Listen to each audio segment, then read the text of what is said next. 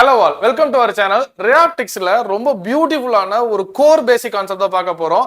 So Tamil பார்த்துட்டு உள்ள வந்தவங்களுக்கு power is equal to 1/f அப்படிங்கிற ஃபார்முலா.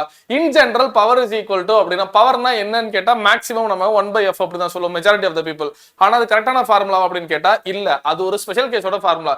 சரி, பவர்னா என்ன அப்படின்னு நம்ம பார்த்துட்டு அது நம்ம எங்க தப்பா புரிஞ்சிட்டு இருக்கோம், அது எல்லா இடத்துலயும் நம்ம கரெக்டா எப்படி அப்ரோச் பண்றது அப்படின்னு பார்ப்போம். ஆக்சுவலா பவர் அப்படின்னா என்ன? Ability to converge or diverge. கரெக்டா? ஒரு லைட் ரேவை ஒரு டிவைஸ் தட் இஸ் ஒரு கிளாஸ் எப்படி கன்வர்ஜ் பண்ணுது, எவ்வளவு அதிகமா கன்வர்ஜ் பண்றாங்க, வெர்ஜென்ஸ் அப்படின்னு சொல்லுவாங்க. கன்வர்ஜென்ஸ், டைவர்ஜென்ஸ், அந்த வெர்ஜென்ஸ் அப்படிங்கிறது தான் இங்க ரொம்ப இம்பார்ட்டன்ட். ஃபார் எக்ஸாம்பிள், ஒரு கான்வெக்ஸ் லென்ஸ் எடுத்துக்கலாம். இந்த கான்வெக்ஸ் லென்ஸ்ல ரெண்டு ஃபோக்கல் எடுத்துப்போம். f is equal to 10 cm ஒன்னு, f is equal to 50 cm ஒன்னு. ஓகேவா? Power is inversely proportional to 1/f ன்னு ஃபர்ஸ்ட் ஏன் சொல்லுன்னு பார்க்குறோம். ஸோ நான் ஒரு லைட் ரேவ் அனுப்புறேன். 10 cm ஃபோக்கஸ் அப்படின்னா பேரலா போற லைட் ரேஸ் பட்டு ஃபோக்கஸ் வழியா வருவாங்க. கரெக்டா? எஸ். அப்போ நல்ல பெண்ட் ஆயிடுச்சு. 10ன்னா இப்படி வந்து லைட் நல்லா பெண்ட் ஆயிடுச்சு. இதுவே 15 எங்க பெண்ட் ஆகணும்? இதே டயக்ராம்லயே போற, அப்பதான் கம்பேரிசன் புரியும். 50 இருந்தா எங்க பெண்ட் ஆகணும்? கொஞ்சம் தள்ளி பெண்ட் ஆகும். கரெக்டா? நல்லா 10 இங்கன்னா 50 தள்ளி. அப்போ நல்லா பெண்ட் ஆகல. ஸோ 10ங்கிற ஒரு ஃபோக்கல் உள்ள ஒரு லென்ஸுக்கு பவர் அதிகம், நல்லா பெண்ட் பண்ணிட்டாங்க, நல்லா கன்வர்ஜ் பண்ணிட்டாங்க. கரெக்டா? எஸ். அப்போ நம்ம P is inversely proportional to 1/f அப்படின்னு ப்ரொபோர்ஷனல் கான்செப்ட் 1 10th லெவல் வரைக்கும் படிக்கலாம். 12th ரொம்ப இம்பார்ட்டன்ட். NCERT-ல உள்ள எல்லா டாபிக் பின்னாடியும் ஒரு 4 லேயர்ஸ் 5 லேயர்ஸ் பிசிக்ஸ் இருக்குன்னு நான் சொல்லுவேன். டெஃபினட்டா அதுல லென்ஸ் மேக்கர்ஸ் ஃபார்முலா கொடுக்கிற இம்பார்ட்டன்ஸை நம்ம சிங்கிள் சர்ஃபேஸ் கொடுக்கறதே இல்லை, மெஜாரிட்டியா கொடுக்கறது இல்லை. அந்த சிங்கிள் சர்ஃபேஸ் ஃபார்முலா என்ன தெரியுமா? அந்த கண்டென்ட் என்ன தெரியுமா எக்ஸ்பிளைன் பண்ணணும்? இது பிரின்சிபல் ஆக்சிஸ், இது μ1, சரியா? இது μ2. கண்டிப்பா வீடியோ ஸ்கிப் பண்ணாம பாருங்க, டெஃபினட்டா செமையா புரியும். ஒரு லைட் ரே இப்படி நான் அனுப்புறேன், அது ரேரர் டு டென்சர். இது டென்சர் மீடியம், இது rarer medium. So bend towards a normal, இதான் நார்மல் லைன் எடுத்துக்கலாம். இந்த சர்ஃபேஸ்ல நார்மல் வந்தா பெண்ட் டுவர்ட்ஸ் அ நார்மல். கரெக்டா? இந்த சைடு பெண்ட் ஆயிட்டாங்க. ஓகே, இப்போ இதோட ஃபைனல் ஈக்குவேஷன் NCERT-ல உள்ள டெரிவேஷன். ஒருவேளை இதோட டெரிவேஷன் வேணும் அப்படின்னா நம்ம சேனல்ல கீழே டிஸ்கிரிப்ஷன்ல கொடுத்துருக்கேன், பாருங்க. ஃபர்ஸ்ட் நான் ஒரு சர்ஃபேஸ்க்கு ஒர்க் பண்றேன்.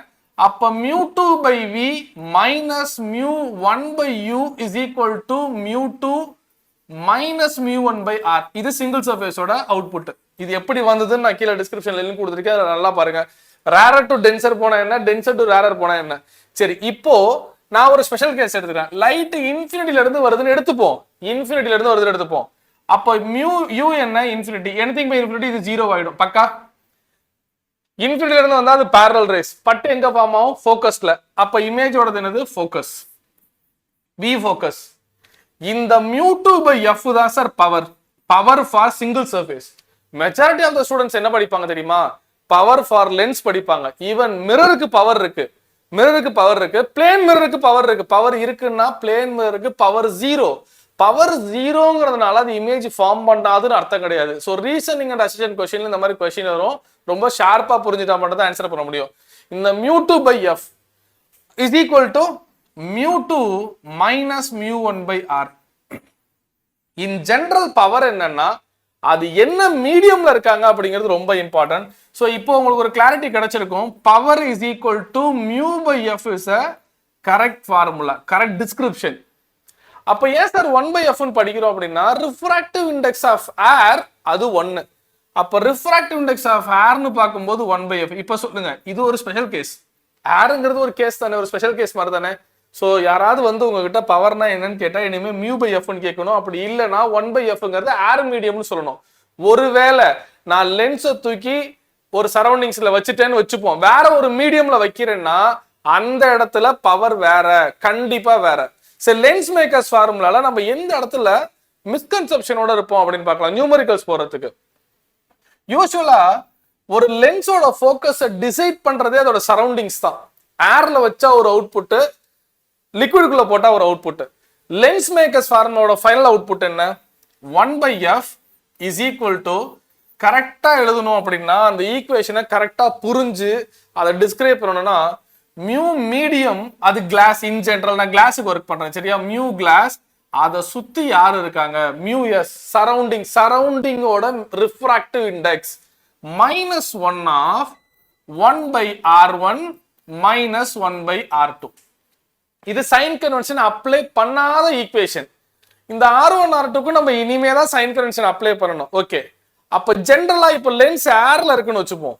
அப்ப 1 by f is equal to mu glass by 1 minus 1 of 1 by r1 minus 1 by r2. இது ஏர்ல இருக்கு. இப்ப இதே லென்ஸை கொண்டு போய் நான் தண்ணிக்குள்ள போட்டேன்னா சரௌண்டிங்ஸ் என்னவா மாறிடும்? லிக்விடா மாறிடும். refractive index of a particular liquid. கரெக்டா?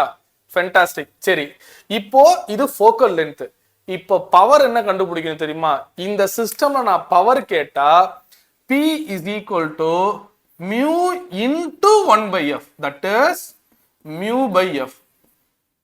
ஷூரா? அப்போ 1 by focal, அந்த இடத்துல focal lengthக்கு சரௌண்டிங்ஸ் அப்ளை பண்ணணும், பவருக்கும் சரௌண்டிங்ஸ் அப்ளை பண்ணணும். ஸோ ஒரு லென்ஸை எடுத்து நான் இப்போ தண்ணிக்குள்ள போட்டு ஃபோக்கல் கண்டுபிடிங்கன்னா majority of the students lens makers formula வச்சு போட்டுருவாங்க. அந்த லென்ஸுக்கு பவர் என்னன்னு கேட்டா 1 by f போடக்கூடாது. Misconception. mu by f is right answer. இப்போ உதாரணத்துக்கு அந்த லிக்விடோட ரிஃப்ராக்டிவ் இண்டெக்ஸ் 1.5 கொடுத்தேன்னா power is equal to 1.5 into இந்த ஃபார்முலா கொண்டு வந்து அப்படியே இங்க வைக்கணும். ஸோ புரிஞ்சிருக்கும்னு நினைக்கிறேன். இது மாதிரி ரே ஆப்டிக்ஸ்ல நிறைய மிஸ்கன்செப்ஷன் இருக்கு. ஒரு 4-5 சொல்றேன் பாருங்களேன். Apparent depth real depth concept curved சர்ஃபேஸ்க்கு ஒர்க் ஆகாது. ரெக்டாங்குலர் சர்ஃபேஸ் ரெகுலர் ஸ்லாப்னு சொல்லுவோம், அதுல தான் ஒர்க் ஆகும். கர்வ்டு சர்ஃபேஸ்க்கு apparent depth real concept work ஆகாது. மேக்னிஃபிகேஷன்னா 2 மேக்னிஃபிகேஷன், ஒன்னு கண்ணு வலிக்கிறது, ஒன்னு கண்ணு வலிக்காது. இப்படி நிறைய குட்டி குட்டியான மிஸ்கன்செப்ஷன் இருக்கு. ஷோரா? பிரிசமுக்கு ஃபோக்கஸே கிடையாது. பிரிசமால லைட்டை ரிஃப்ராக்ட் பண்ணி பெண்ட் தான் பண்ண முடியும். பிரிசமுக்கு ஃபோக்கஸ் கிடையாது. வேற என்ன சொல்லலாம்? பவர் சொல்லியாச்சு. மேக்னிஃபிகேஷன். காம்பவுண்ட் மைக்ரோஸ்கோப் படிக்கும்போது டி பை எஃப், இது கண்ணு வலிக்காத பொசிஷன். இமேஜ் அட் இன்ஃபினிட்டி, கண்ணு வலிக்கிற பொசிஷன் 1 by dB. இப்படி ஒன்னொன்னுக்கு பின்னாடியும் ஒரு கான்செப்ட் இருக்கு.